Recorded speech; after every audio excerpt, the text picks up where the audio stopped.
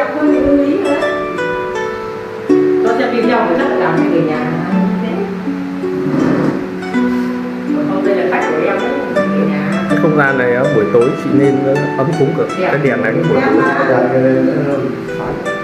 Cái đèn này lên tối làm thì phải lên.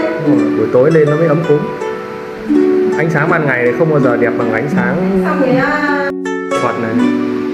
Tranh kiểu thư pháp thủy mặc. Lúc này em làm cái chị đầu tiên đấy. hôm nào mà xuống đây nữa là làm chị bức này ở ngoài đây này. Bức này là thư pháp thủy mặc. Tí em đâu không? Dạ.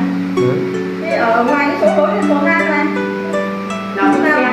Bởi vì cái đấy nó có một bức cho nó ít là nếu mà ví dụ như là làm gần ai thì xuống đây. Vâng. Tí em đâu em để đi. Còn em phải